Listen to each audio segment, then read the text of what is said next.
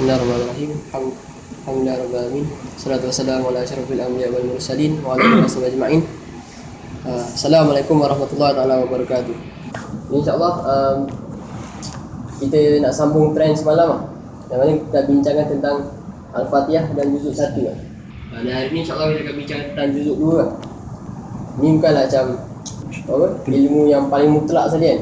Macam ni bukan yang paling bagus sekali kan. Ni semua sharing kan.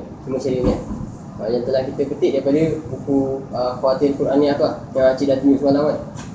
Jadi kita kalau boleh kita ikut sikit juzuk 1 kan. Semalam Najmi tanya mana datang nama Al-Baqarah kan. Jadi nama surah Al-Baqarah tu datang daripada ayat 67 sampai 71, yang mana Allah telah memerintahkan Bani Israel untuk menyembelih seekor sapi betina. Lepas tu dalam Allah suruh tu banyak nak tanya dia. Dia tanya warna apa, lepas tu macam mana rupa dia. Ni macam ambiguous sangat lah. Dia punya ciri-ciri. Bagi lagi.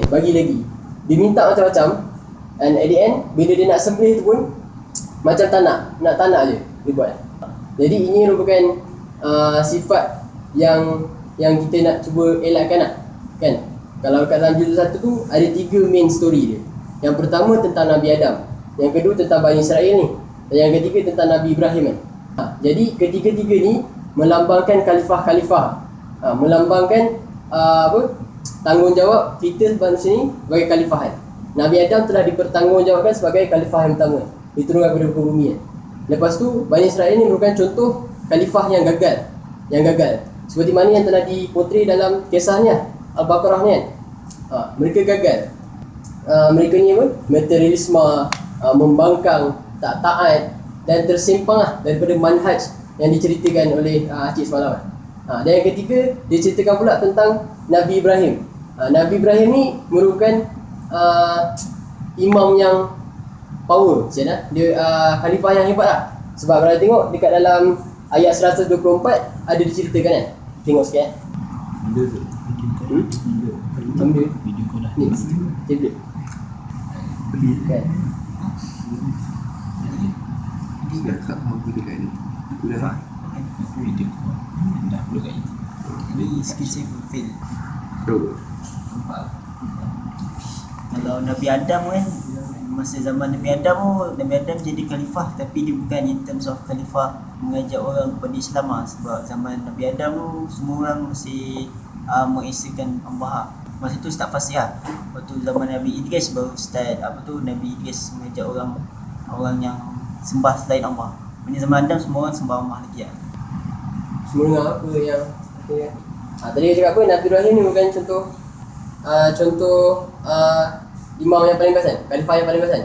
Sebab apa, dalam ayat 124 Allah telah katakan, dan ingatlah ketika Ibrahim diuji Tuhannya dengan beberapa kalimat, lalu dia melaksanakannya dengan sempurna.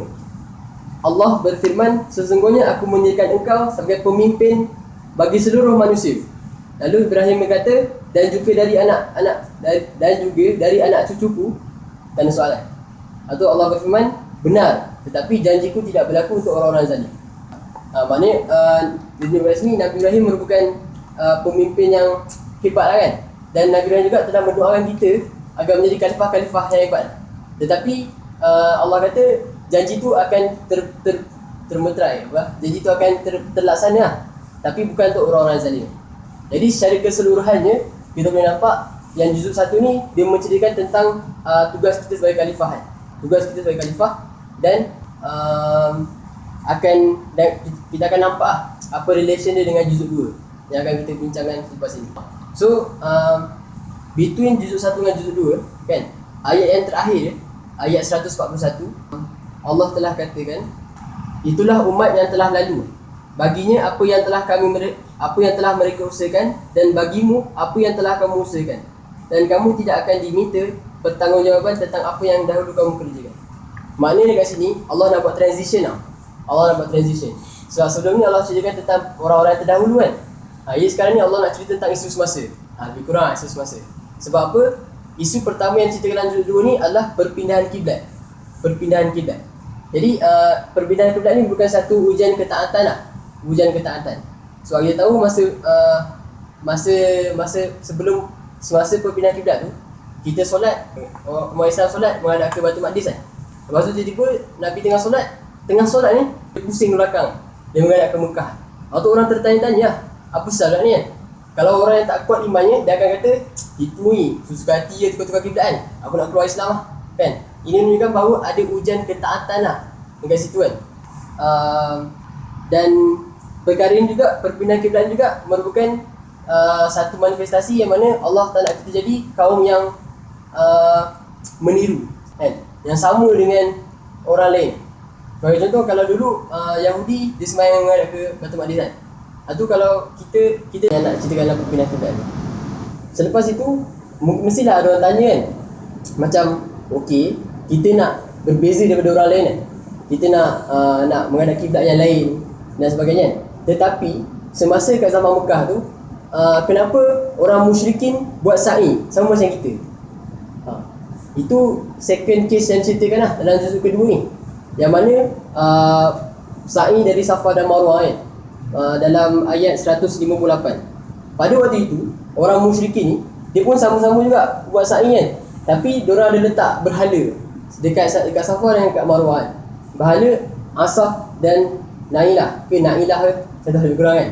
Jadi orang Muslim tak biasa kan, apa pasal kalau kiblat kita nak lain-lain, tapi kalau sa'i ni kita kena buat benda yang sama dengan diorang, kenapa kan? Jadi Allah ceritakan kenapa, adalah kerana bukan semua yang orang musyrik buat tu adalah salah.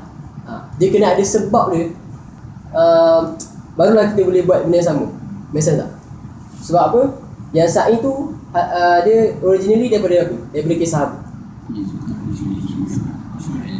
Nabi Ismail kan? Jadi itulah asal kan. Tetapi orang musyrik ni dia buat untuk sembah berhala dan sebagainya kan. Jadi kalau ada sebab kan, kalau ada sebab barulah kita boleh ikut.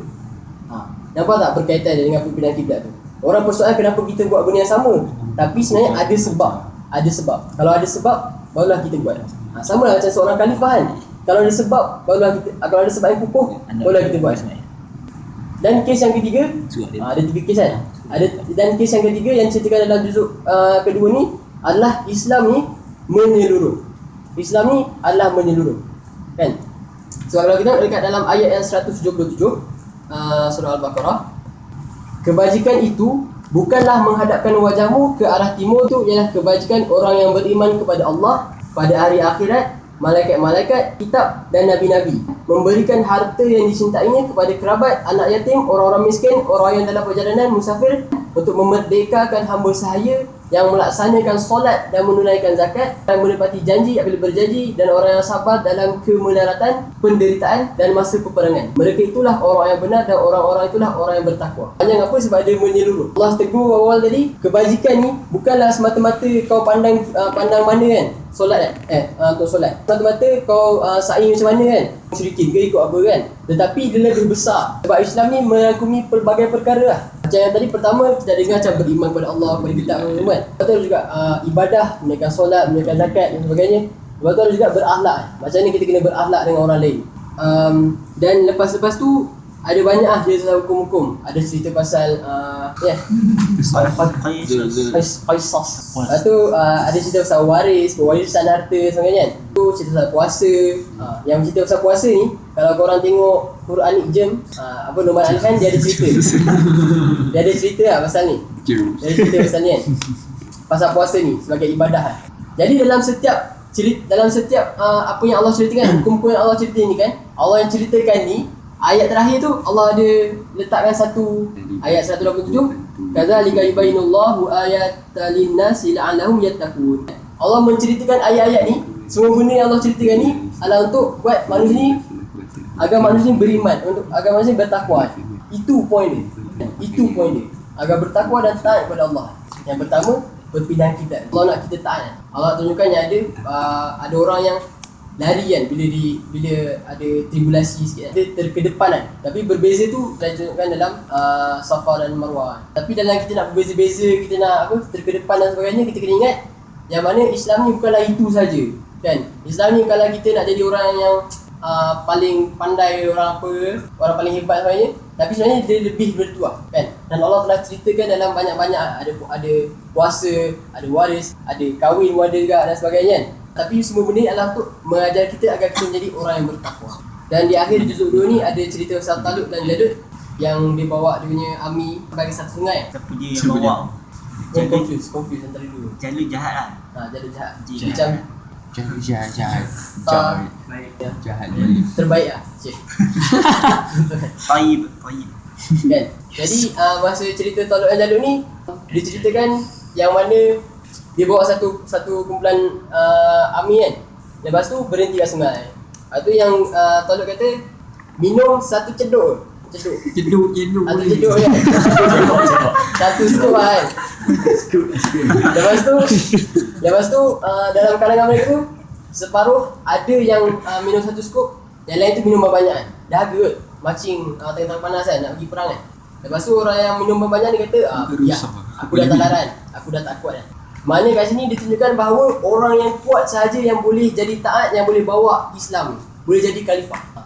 InsyaAllah kita-kita ni lah yang nak jadi kuat, nak jadi orang-orang taat ni, nak jadi orang-orang hebat ni. Lebih lagi kita dalam bulan Ramadan ni kan, kita nak ajar diri kita untuk jadi orang-orang yang macam ni kan. Kita solat tarawih kan, kita berpuasa, kita tahan diri dan sebagainya. Benda-benda ni akan menjadi satu komponen yang membentuk diri kita menjadi orang yang baik lah, untuk menjadi orang yang kuat lah. Dan yang menariknya, bagi aku lah menarik kan, sebab perpindahan kiblat dengan kisah Talut ni ada persamaan, ada penapisan. Nak stress kat sini yang mana orang yang betul-betul beriman, orang yang betul-betul kuat, yang akan mampu bawa Islam ni ke hadapan. So macam yang dekat perpindahan kiblat kan, orang yang macam so-so dia kata tak nak terima Islam, apa tukar kiblat kan. Macam yang dekat dalam Talut dan Jalut ni ada yang aku nak minum banyak kan, tak puas kan, minum satu je minum boleh. Kesimpulannya insyaAllah, yang juzuk 2 ni dia menceritakan bagaimana kita selepas kita tahu yang kita ni menjadi seorang khalifah kan, daripada juzuk 1 kita kena ada sifat taat. Kita kena tahu bahawa Islam ni menyeluruh kan, bukannya satu aspek je, bukannya ekonomi saja. Sebagai pemimpin kita nak kena jaga ekonomi Islam ya, tak, menyeluruh lah. Kita kena ingat tu, kita kena saksikan. Jadi insyaAllah lepas ni kalau kita baca, kita dah tadarus dari juzuk 1, juzuk 2 dan 2 hari puasa kan, kita mungkin boleh ingat balik lah, tengok balik apa yang kita dah baca dan kita boleh relate balik dengan mindsetnya kan. Pertama menjadi khalifah, esok kita sambung dengan juzuk 3.